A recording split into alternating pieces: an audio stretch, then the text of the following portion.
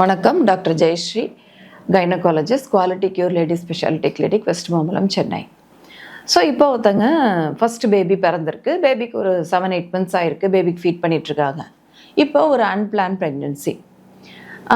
ஆனால் அந்த தம்பதி வந்து அந்த பேபியை வந்து வச்சுக்கிறதுக்கு விரும்புகிறாங்க. அந்த ப்ரெக்னென்சியை கண்டினியூ பண்ண விரும்புகிறாங்க. ஸோ இப்போ அவங்களுக்கு நிறைய டவுட்ஸ் வரும், நிறைய கன்ஃபியூஷன்ஸ் இருக்கும். அதுக்கான ஆன்சர்ஸை தான் நம்ம பார்க்க போகிறோம். ஃபஸ்ட்டு பேபிக்கு ஃபீட் பண்ணிகிட்டு இருக்காங்க. இப்போ நான் ப்ரெக்னென்ட் ஆகிட்டேனே, இப்போ நான் பேபிக்கு ஃபீட் பண்ணலாமா வேண்டாமா, இதான் ஃபஸ்ட்டு கொஷின் வரும். ஆக்சுவலாக பார்த்தீங்கன்னா, இப்போ உங்கள் பேபி வந்து less than 1 year ஃபீட் பண்ணிகிட்ருக்கீங்கன்னா தாராளமாக நீங்கள் ஃபீட் பண்ணலாம். But 4 to 5 months pregnancy progress ஆகிறப்ப ஆட்டோமேட்டிக்காக தானாகவே பால் சுரப்பு வந்து குறையறதுக்கு வாய்ப்பு இருக்குது. சில சமயம் கம்ப்ளீட்டாக நின்று போயிடும்.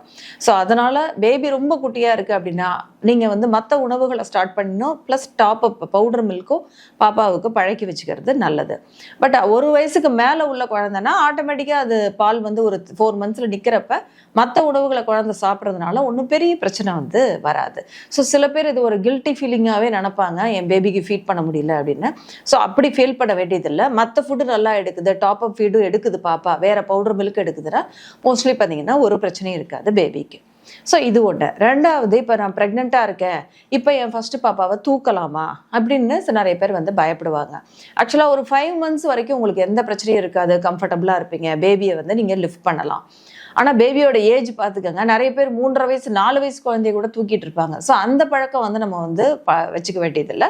அப் டு ஒரு 2 years வரைக்கும் உள்ள பேபியை டெஃபினட்டாக நீங்கள் லிஃப்ட் பண்ணலாம். பட் 5வது மாதத்துக்கு பிறகு கட்டாயமாக உங்களால் பேபியை தூக்குறது கஷ்டமாக இருக்கும். ஸோ ஆரம்பத்துலேருந்தே நீங்கள் எப்படி பழக்கிக்கலாம் அப்படின்னா, நீங்கள் உட்காந்துக்கிட்டு பேபியை உங்கள் மடியில் வச்சுக்கோங்க, லேப்பில் வச்சுக்கோங்க. ஸோ அந்த மாதிரி ஸ்டார்டிங்லேருந்தே பழக்கிட்டீங்க அப்படின்னா லிஃப்ட் பண்ண வேண்டிய டிஃபிகல்ட்டிஸ் வந்து நம்ம அவாய்ட் பண்ணலாம்.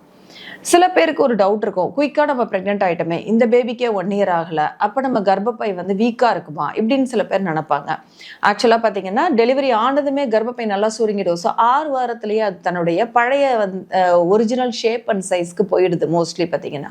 ஸோ அதனால் உங்கள் கர்ப்பப்பை வீக்காக இருக்கிறதுக்கான வாய்ப்புகள் குறைவு.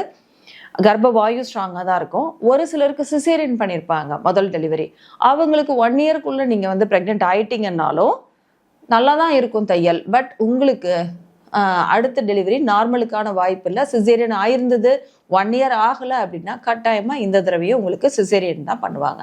அதை மட்டும் ஞாபகம் வச்சுக்கோங்க. பட் இந்த மாதிரி அடுத்தடுத்த குழந்தைகள் ஒரே குயிக்கான ஒரு சின்ன கேப்புக்குள்ளேயே 2 குழந்தைகள் பிறக்கும்போது தாய்க்கு வந்து தேவையான அளவு அயன், கால்சியம், இந்த சத்துக்கள்லாம் கரெக்டாக இருக்கான்றதை பார்த்து உங்கள் டாக்டர் வந்து உங்களுக்கு ஸ்டார்டிங்லேருந்தே கால்சியம் கொடுக்க ஆரம்பிச்சிருவாங்க. அதே மாதிரியே பிளட் லெவலும் கரெக்டாக இருக்கான்னு பார்த்துக்கோங்க. மோஸ்ட்லி பார்த்தீங்கன்னா ஃப்யூச்சரில் எந்த பிரச்சனையும் வராது. 2 பேபிஸுமே ட்வின்ஸ் மாதிரி அழகாக வளர்ந்துருவாங்க. தேங்க்யூ.